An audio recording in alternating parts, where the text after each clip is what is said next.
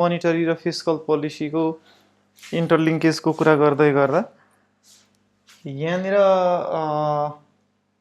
हामीले फिस्कल पोलिसीको टुल्सहरू र त्यस पछाडि मोनिटरी पोलिसीको टुल्सहरू छलफल गऱ्यौँ। जस्तो अब यो दुईटैको इन्टरलिङ्केज चाहिँ एकअर्कासँग इन्टरलिङ्केज हुन्छन्, रिलेटेड हुन्छन् भनेर हामीले के गर्यौँ त यसो हेरेर देखाएको। अब फिस्कल पोलिसीको फोकस केमा रहन्छ, विशेष गरी फिस्कल पोलिसीले फोकस रहने भनेको यसको यसले युज गर्ने टुलहरू के छन् भन्नुहुन्छ भने पब्लिक डेट होइन, उसले चाहिँ गभर्मेन्ट डेट, सरकारले लोन उठाउँछ। त्यस पछाडि अर्को गभर्मेन्ट चाहिँ एक्सपेन्डिचर, उसले हिजो पनि हामीले छलफल गरिसकेका छौँ। यहाँनिर तपाईँले रेगुलर एक्सपेन्सेस होइन, अनि क्यापिटल एक्सपेन्डिचरको कुरा, अनि त्यस पछाडि अर्को यहाँनिर हेर्नुहुन्छ भने गभर्मेन्टले फाइनेन्सियल म्यानेजमेन्ट, वित्तीय व्यवस्थापनको कुरा गरेका थियौँ। र यो वित्तीय व्यवस्थापनपछि अब रेभिन्यू भनेको त हामीले ट्याक्स, नन ट्याक्स रेभिन्यूहरू उठाउँछ। र यो मोनिटरी पोलिसीको विशेष टुल्सहरूमा चाहिँ क्यास रिजर्भ रेसियोहरू होइन, त्यस पछाडि स्ट्याचुटरी लिक्विडिटी रेसियो, ब्याङ्क रेटहरू, ओपन मार्केट अपरेसन, अरू पनि हुन सक्छन्। यो त मैले केही इन्डाइरेक्ट टुल्सहरू मात्रै लेखेको छु यहाँ। र यसले चाहिँ यो फिस्कल पोलिसीको मेन फोकस चाहिँ ग्रोथमा रहन्छ, इकोनोमिक ग्रोथमा। र अनि मोनिटरी पोलिसीको विशेष फोकस चाहिँ के रहन्छ त, अब स्टेबिलिटी रहन्छ। र यो यहाँ पुगिसकेपछि दुईटैले विशेष गरी इकोनोमीको प्रस्पेरिटी चाहेको हो भन्छौँ। र यस पछाडि एउटा अर्को डायग्राम बनाउनु पर्ने हुन्छ, त्यही भएर एकचोटि यहाँ लेख्नु होला। सो यहाँ लेख्नुहोस् त, the concept of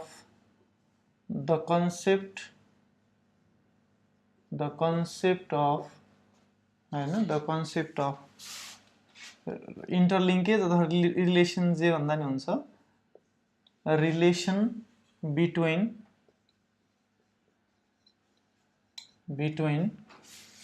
monetary and fiscal policy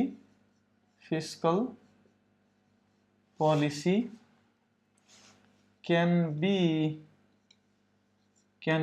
explained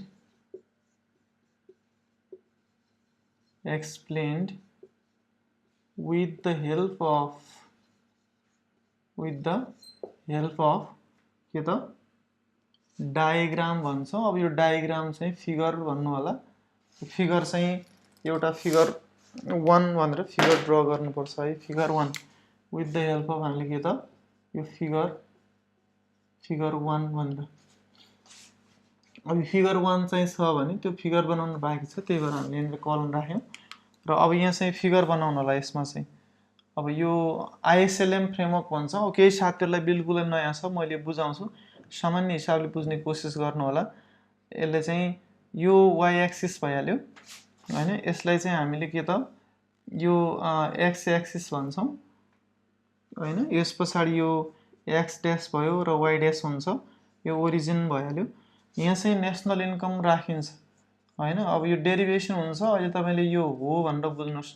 national income चाहिँ नेसनल इन्कम राख्नुहुन्छ होइन, नेसनल इन्कम। यो चाहिँ इन्ट्रेस्ट रेट भनेर राख्नुहुन्छ, इन्ट्रेस्ट रेट।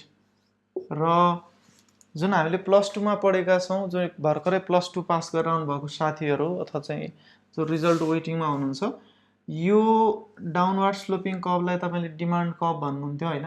सो यो डिमान्ड कर्भलाई आइएस कर्भ भन्छौँ। यो डिमान्ड कर्भलाई हामीले चाहिँ आइएस कर्भ भन्छौँ। र यसरी नै माथि यसरी अपवर्ड स्लोपिङ जाने जुन कर्भ थियो, यसलाई हामीले चाहिँ सप्लाई कर्भ भन्थ्यौँ, एलएम कर्भ भन्थ्यौँ। र यहाँनिर तपाईँले बुझ्नुपर्ने कुरा चाहिँ के हो भने IS curve represents fiscal policy भनेको छु मैले, फिस्कल पोलिसी। आइएस कर्भले चाहिँ फिस्कल पोलिसीलाई देखाउँछ।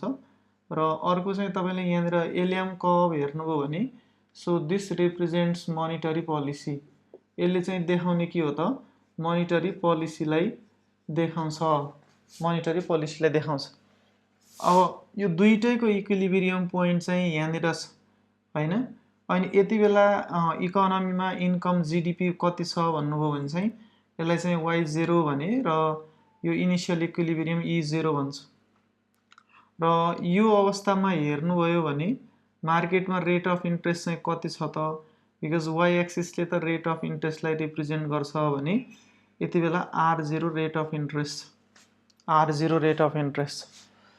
अब यो आइएस कर्भले चाहिँ फिस्कल पोलिसीलाई जनाउँछ, बजेटलाई जनाउँछ। जस्तो मानौँ यसलाई 0 मानौँ, यो 0 छ, यो पनि 0 छ हैन। अहिलेको बजेट कति छ तपाईहरुलाई थाहा छ हैन, 21 खर्ब 24 अर्ब 34 करोड जुन बजेट भनेको छ। मानौँ अहिले यो आइएस ले 0 ले चाहिँ त्यो बजेटलाई जनाएको।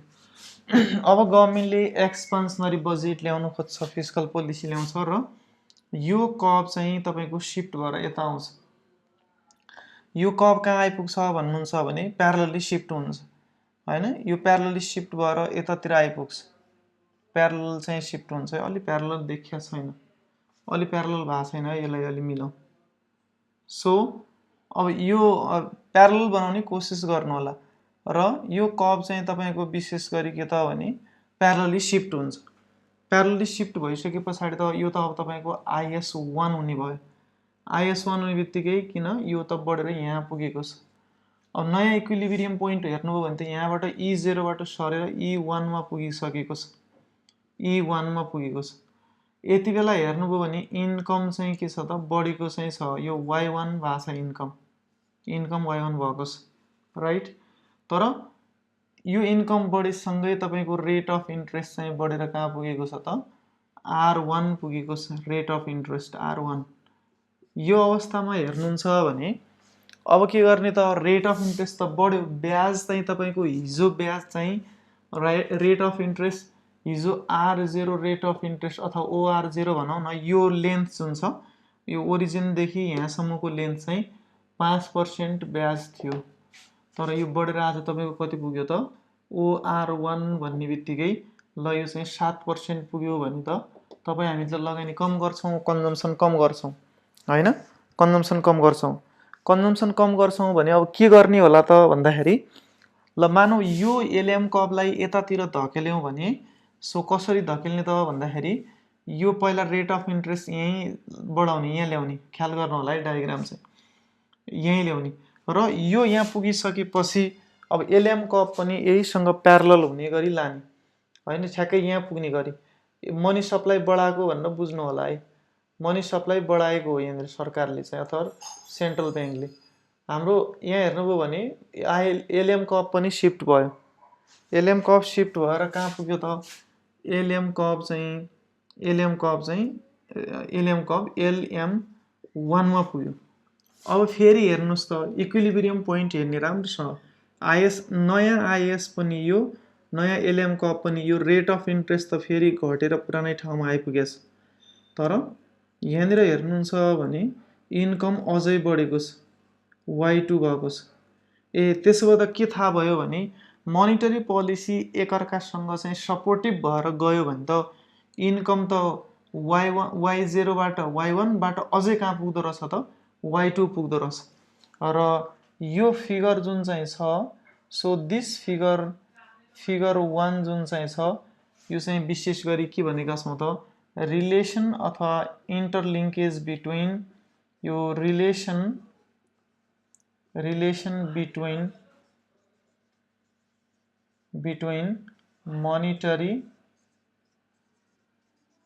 monetary policy and fiscal policy, monetary policy and fiscal policy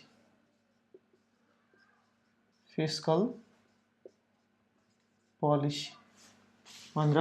अब यसको एक्सप्लेनेसन, थोरै एक्सप्लेनेसन चाहिँ लेख्छौं अब हामीले। ठीक छ साथीहरु, यहाँसम्म कुरा क्लियर छ नि? ल मोनिटरी पोलिसी र फिस्कल पोलिसी। रेट कन्स्टेन्ट रहेको हो कि के भन्नुहुन्छ, म हेर्छु ल एकछिन है। रेट कन्स्टेन्ट रहेको हो कि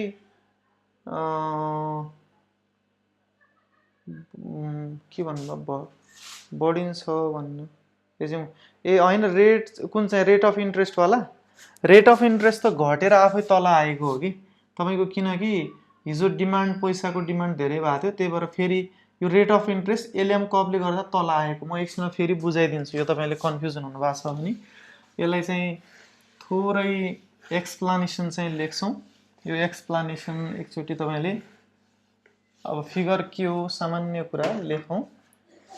यसको पोइन्टमै लेख्दै जानुभयो हुन्छ। लेख्नुहोस् त अब यहीँबाट फिगर 1 डिपिक्ट्स भनेको देखाउँछ हैन, depicts the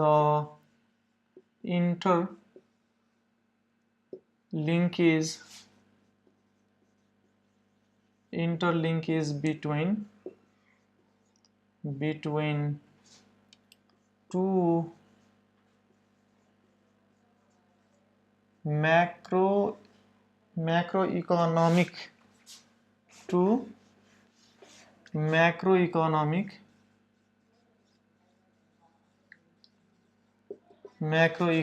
policies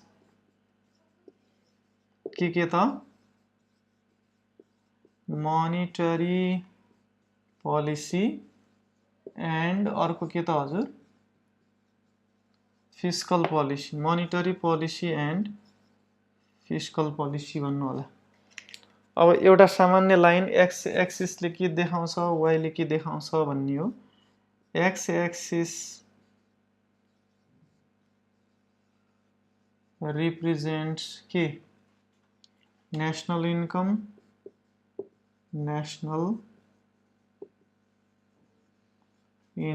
and y axis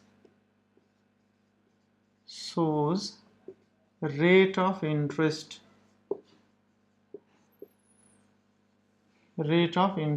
हैन र, ठीक छ। अर्को कुरा नेक्स्टमा यहाँ हेर्नुभयो भने अर्को हामीलाई के दिएको छ, इनिशियल इक्विलिब्रियम कहाँ छ त, an initial equilibrium of an economy is given by point, कुन point हो, E0 हैन, ठीक छ। नेक्स्टमा चाहिँ अब यहाँ हामीले हेर्दाखेरि चाहिँ अर्को पोइन्टमा at initial equilibrium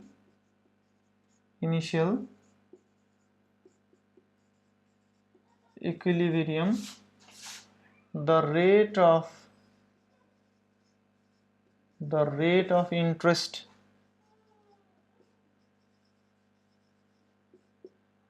of interest is O देखि R0 मात्रै लेख्नु हुँदैन, OR0 and national income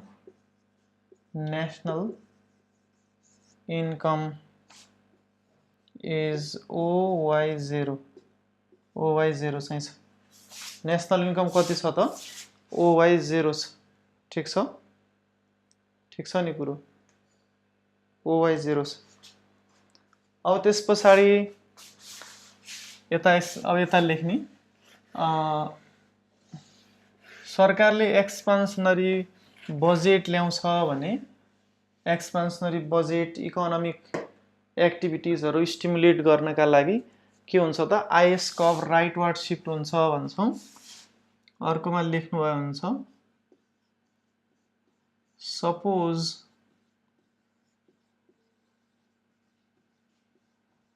government has implemented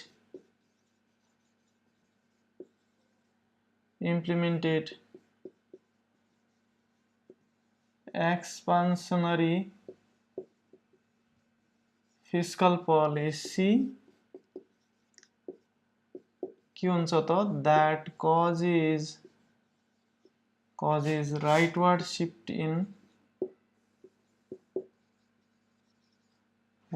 shift in IS curve from कहाँबाट IS0 टु IS1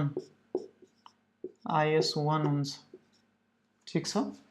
अब यो राइटवार्ड शिफ्टले के गर्यो त अब राइटवार्ड शिफ्टले चाहिँ रेट अफ इन्ट्रेस्ट पनि बढ्यो national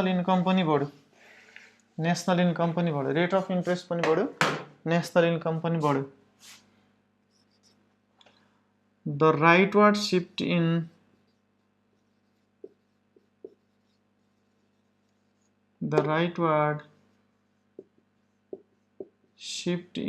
IS curve brings increase in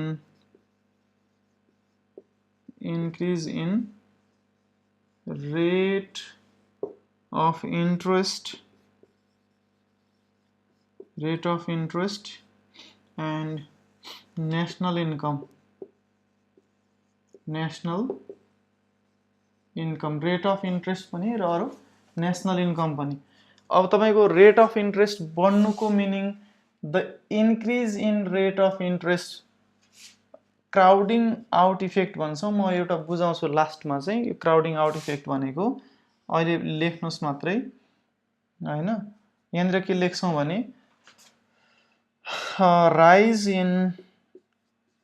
rise in rate of interest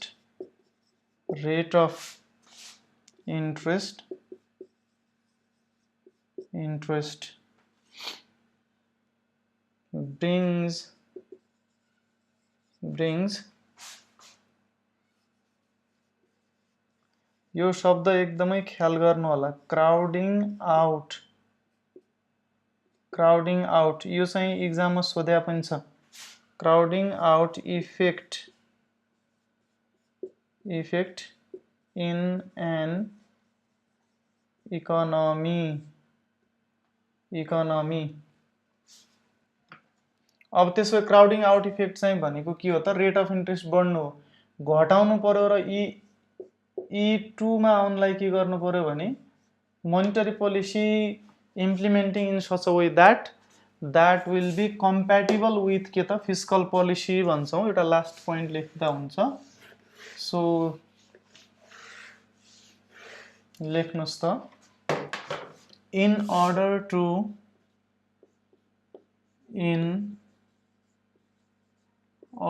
to minimize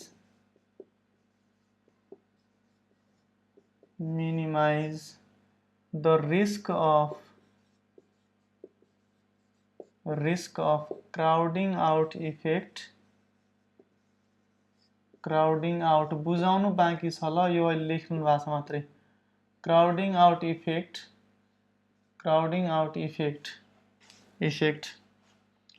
central bank formulates the monetary policy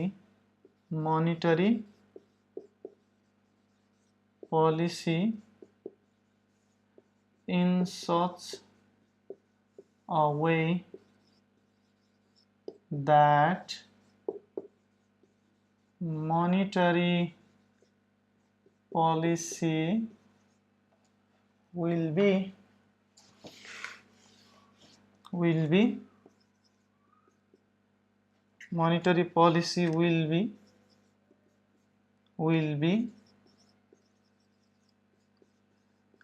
compatible with fiscal